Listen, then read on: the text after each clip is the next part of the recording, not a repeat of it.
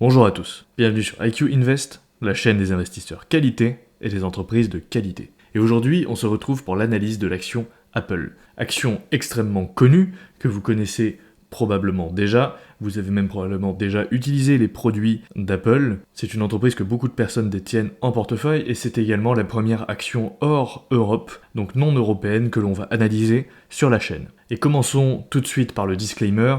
Comme d'habitude, je ne suis pas un professionnel de la finance, cette vidéo n'est donc pas un conseil en investissement, vous devez tous être entièrement responsables de votre investissement et faire vos propres recherches avant d'acheter ou non une entreprise. Et cette analyse, comme d'habitude sur la chaîne, va se découper en 4 étapes. Premier point, nous allons voir la société Apple, ensuite nous allons faire une analyse quantitative de la société, puis une analyse fondamentale et enfin l'évaluation du prix de la société. Vous pourrez retrouver sur ma chaîne la playlist méthode qui détaille l'analyse quantitative fondamentale et l'évaluation du prix afin de comprendre le process que j'utilise si vous ne l'avez pas déjà fait. Je vous mettrai les liens en description et en haut à droite de la vidéo. Ceci étant dit, commençons tout de suite par la société Apple. C'est une société américaine qui a pour ticker AAPL. Elle est cotée à la bourse du Nasdaq, donc la bourse technologique californienne. Elle a une capitalisation de 2,87 trilliards de dollars, donc c'est la plus grosse capitalisation du monde.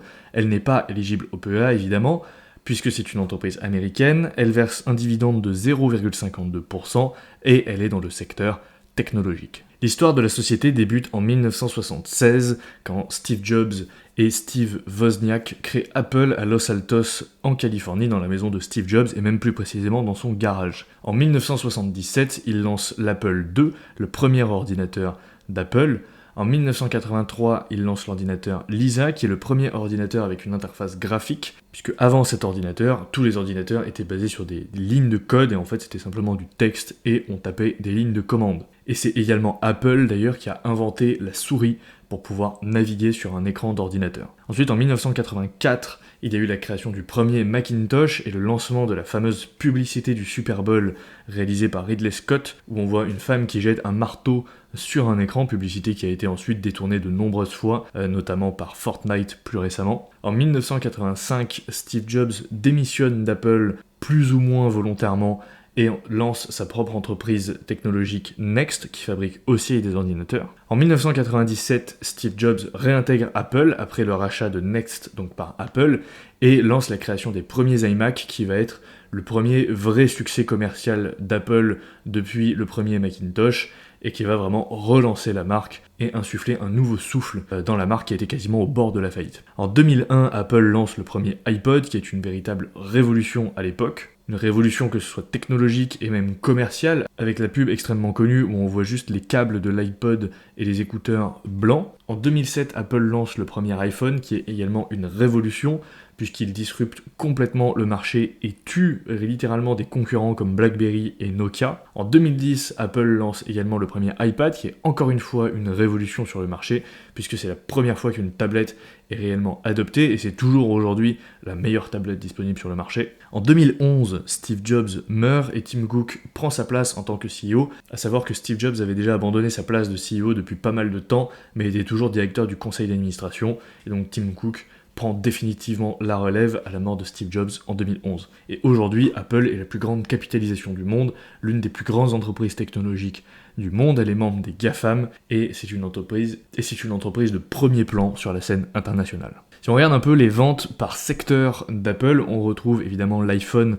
en première position avec 52,3% des ventes, ensuite les services avec 22,2%, le segment maison et accessoires avec 10,4%, et enfin les Mac avec 7,7% et les iPads avec 7,4%. Si on regarde les ventes par région, on a en première position les États-Unis avec 36,2%, ensuite l'Europe avec 24,6%, la Chine 18,9%, l'Asie-Pacifique 7,7%, le Japon 6,3%, et enfin le reste de l'Amérique 6,3%. Si on fait un focus maintenant sur les produits que vend Apple, et on va s'y attaquer segment par segment en commençant par l'iPhone. L'iPhone a été une révolution à sa sortie et a enchaîné les révolutions depuis. Il propose des innovations qui sont constamment copiées par ses concurrents, on peut penser par exemple à l'encoche ou encore au double appareil photo ou même au retrait de la prise jack. Les iPhones possèdent également les puces maison, donc toute la série des puces A qui sont les plus puissantes du marché. Et enfin, côté logiciel, on a iOS et iMessage qui sont des solutions logicielles qui sont très bien pensées, très efficaces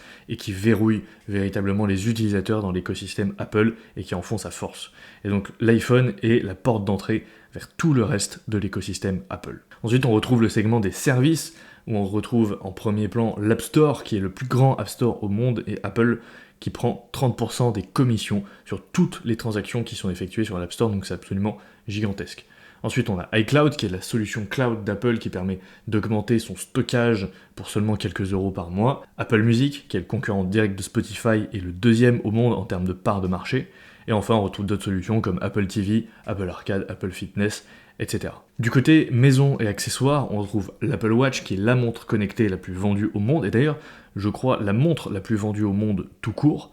Ensuite, les AirPods, qui sont évidemment une révolution, qui ont été copiés par absolument tout le monde. L'Apple TV et les HomePod, qui sont des solutions pour une maison connectée et qui utilisent Siri notamment dans le cas des HomePod, mais cependant il est intéressant de noter sur ce point que Apple est assez en retard sur ce segment par rapport à Google ou Amazon, donc Google avec Google Home et Amazon avec Alexa. Et enfin on a le segment des autres accessoires avec les casques Beats qui a été racheté en 2014 par Apple, et ensuite on retrouve tout ce qui est câbles, coques, etc. Du côté du Mac, bien évidemment, on retrouve l'iMac, qui est l'ordinateur tout en un le plus connu et représentatif au monde. Quand on pense ordinateur tout en un, généralement c'est l'image d'un iMac qui nous vient en tête. Ensuite, on retrouve les MacBook Pro, qui sont les Macs les plus utilisés dans le monde du travail.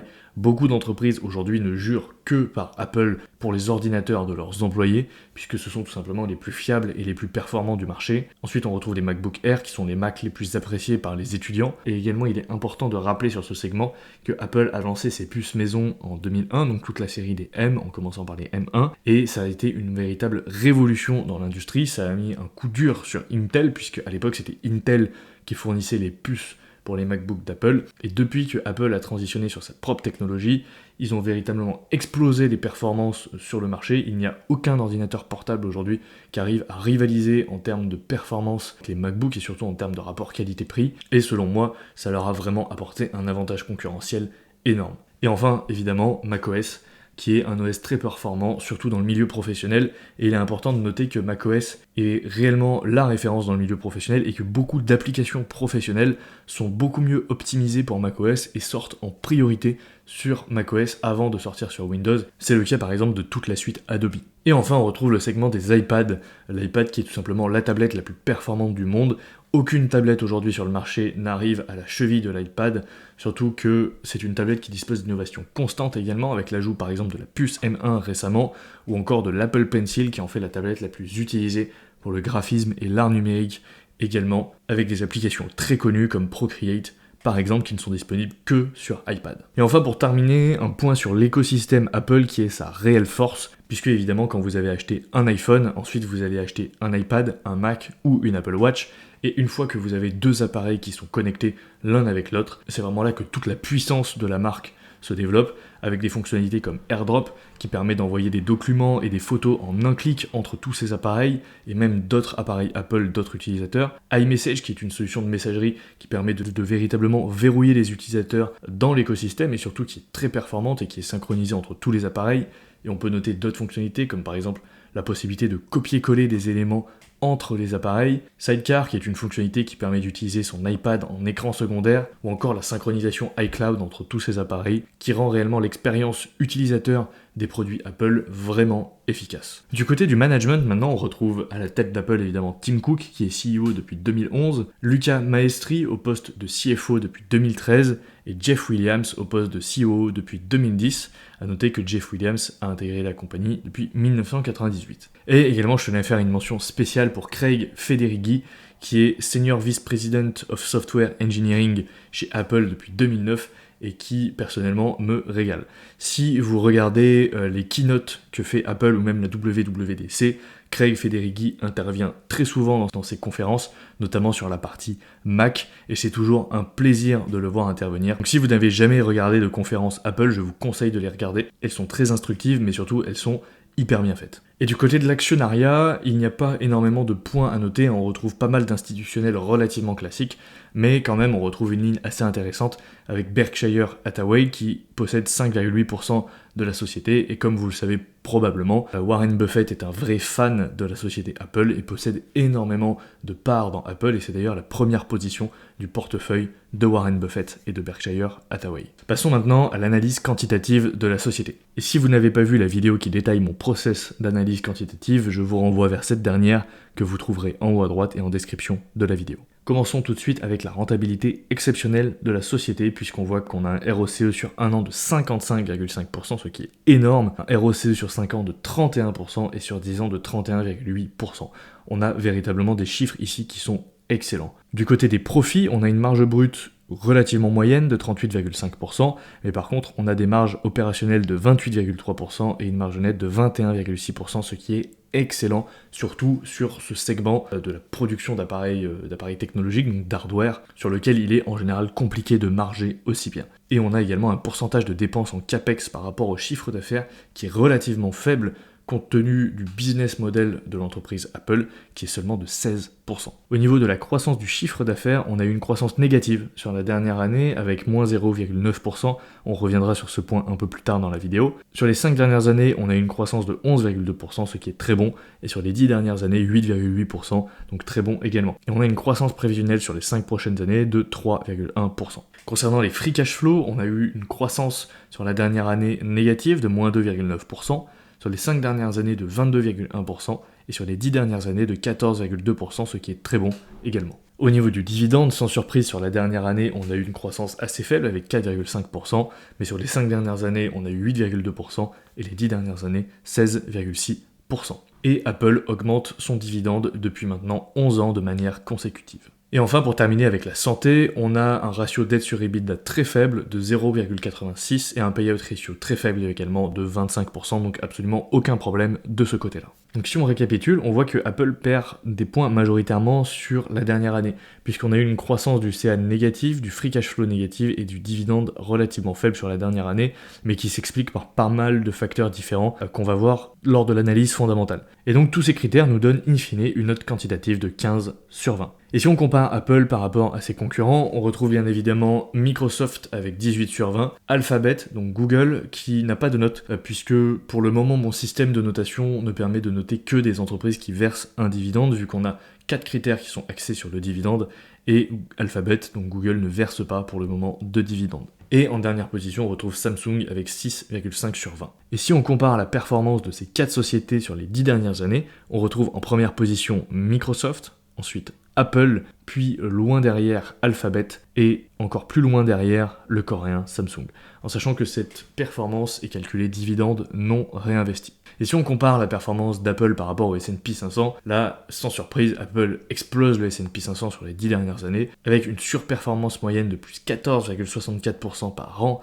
par rapport au S&P 500. Donc cette performance est calculée dividende réinvesti, et la surperformance est encore pire sur les 20 dernières années, puisqu'on a une surperformance moyenne de 27,75%. Donc c'est une performance absolument délirante, puisque Apple a fait en moyenne 37,24% de croissance en moyenne sur les 20 dernières années, et comme vous voyez sur le graphique de droite, on ne voit même plus la courbe du S&P 500 qui est complètement flat, et si vous aviez investi 10 000 € sur Apple en 2004, vous auriez aujourd'hui 5 600 000 €, ce qui est absolument délirant. Passons maintenant à l'analyse fondamentale de la société. Et comme pour l'analyse quantitative, je vous renvoie vers ma vidéo que vous trouverez en haut à droite et en description si vous ne l'avez pas encore vue pour comprendre mon process d'analyse fondamentale. Commençons par les forces de la société. Évidemment, premièrement, il faut noter l'écosystème Apple qui offre une grande valeur à ses utilisateurs tout en les forçant à rester à l'intérieur de cet écosystème.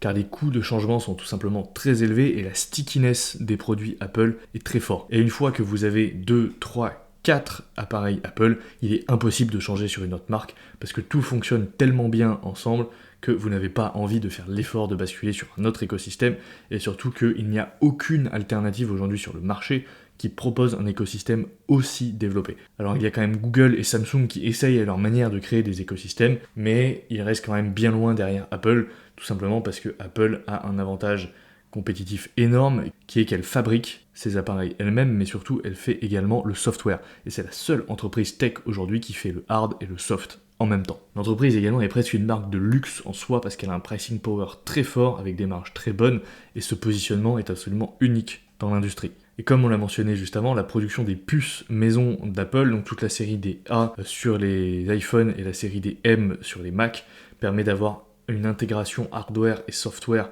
très bonne, ce qui améliore la qualité des produits et diminue également sa dépendance à des facteurs externes. Il est important de noter également que l'entreprise a survécu à la mort de Steve Jobs et le passage de flambeau avec Tim Cook s'est très bien réalisé, et c'est important de le noter car quand on passe d'un leader aussi charismatique et historique que Steve Jobs, le passage de flambeau aurait pu mal se passer et l'entreprise aurait pu complètement rater sa transition et ne plus réussir à perpétuer la vision qui a fait le succès d'Apple en premier plan. Également, il y a quelques temps, j'ai lu un article qui montrait que certaines américaines ne voulaient dater que des partenaires ayant un iPhone et refusaient absolument de dater des partenaires s'ils possédaient un Android. Donc ça en dit long sur la puissance de la marque Apple qui divise littéralement la jeunesse entre les possesseurs d'iPhone et les non-possesseurs d'iPhone. Ensuite, récemment, on a eu le lancement de l'Apple Vision Pro, donc le casque de réalité augmentée d'Apple, qui peut être une nouvelle révolution sur le marché et qui peut ouvrir un nouveau marché pour Apple. Et enfin, il est important de noter que Apple dispose d'une relation privilégiée avec le taïwanais TSMC,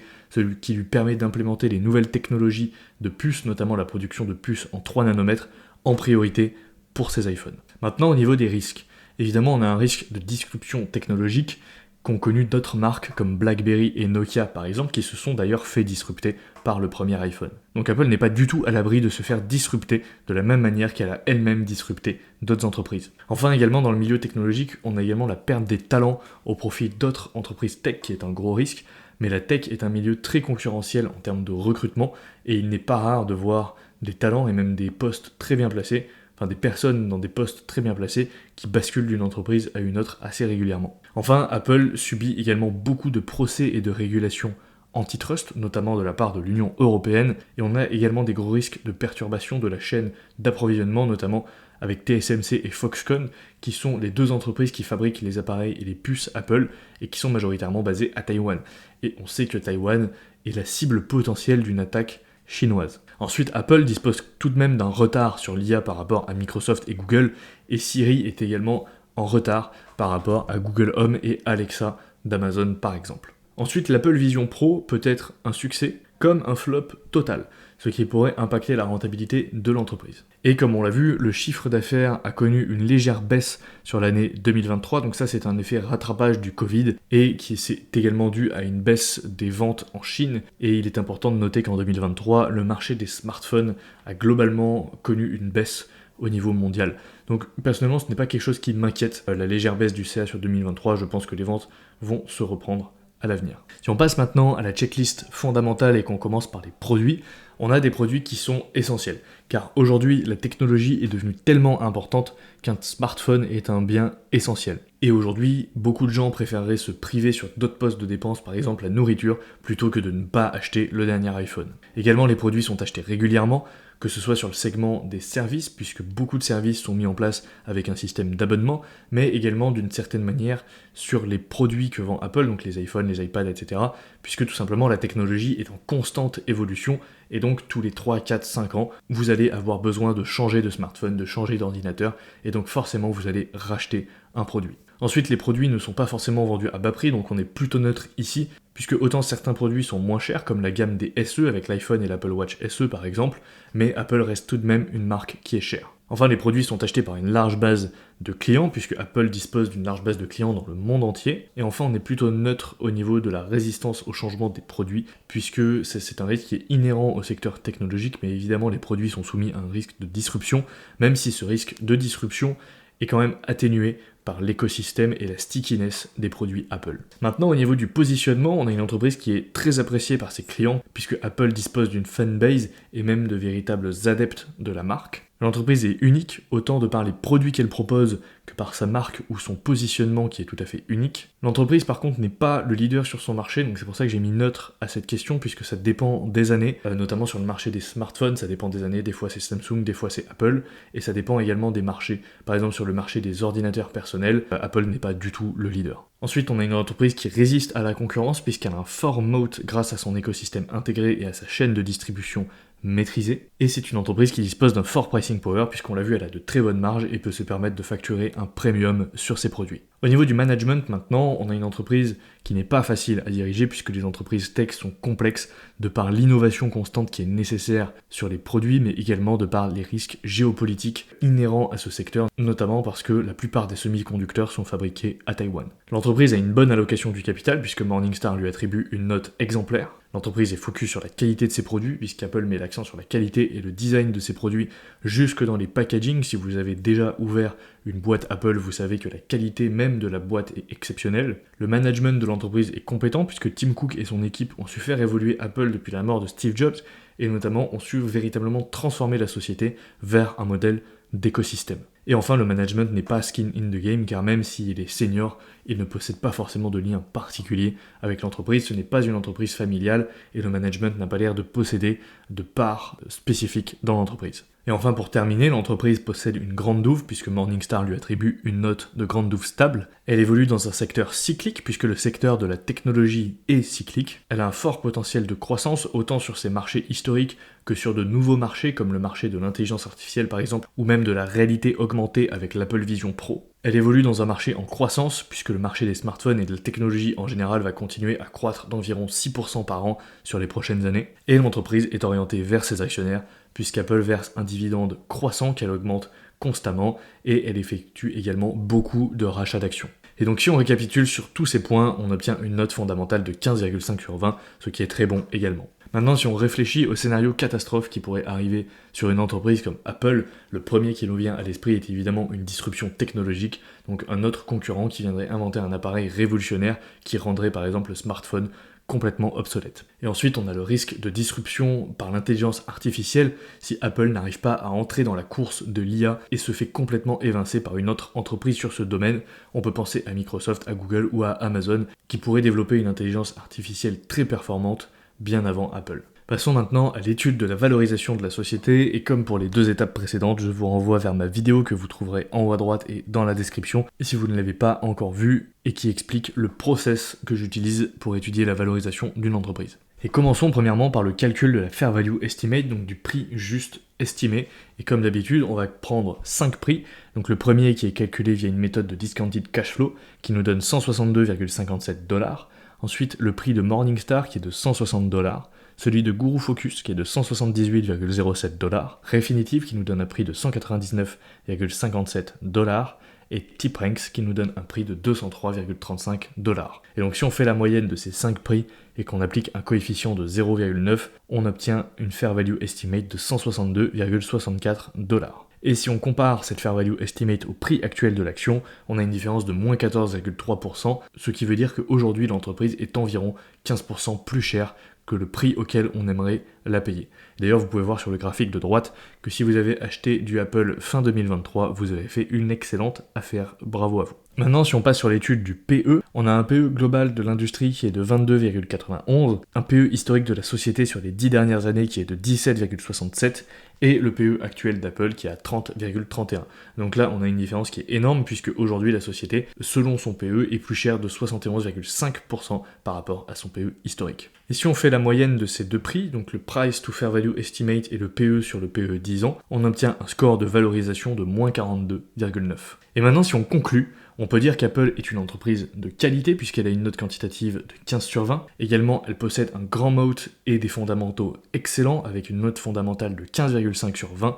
C'est une superbe entreprise technologique qui est un basique pour tout portefeuille qui se respecte. Mais par contre, c'est une entreprise qui est aujourd'hui chère avec un score de valorisation de moins 42,9 et il peut être intéressant d'attendre une baisse pour rentrer sur la société. Par contre, il faut savoir que sur ce genre d'entreprise, si vous attendez tout le temps une baisse pour en acheter, vous risquez de ne jamais en acheter. Donc personnellement, c'est une entreprise que j'ai déjà en portefeuille et que je pense renforcer un petit peu, même si aujourd'hui elle est chère, c'est une entreprise qui représente relativement peu de pourcentage dans mon portefeuille et sur laquelle je vais probablement mettre quelques billes au cours des prochains mois. Merci à tous de m'avoir écouté. N'oubliez pas de laisser un pouce bleu sous la vidéo si elle vous a plu, de vous abonner à la chaîne si ce n'est toujours pas fait, et de me dire en commentaire si vous possédez Apple, si vous l'avez en portefeuille, quel est votre PRU sur la société, et également faites-moi part des prochaines entreprises que vous aimeriez que j'analyse sur la chaîne. Je les note toutes, elles sont dans mon backlog d'analyse, donc merci à tous ceux qui me donnent des noms d'entreprises, et vous inquiétez pas, même si j'en ai beaucoup à analyser, on va essayer de couvrir pas mal d'entreprises. Sur ce, je vous dis à la prochaine pour une nouvelle vidéo. Ciao!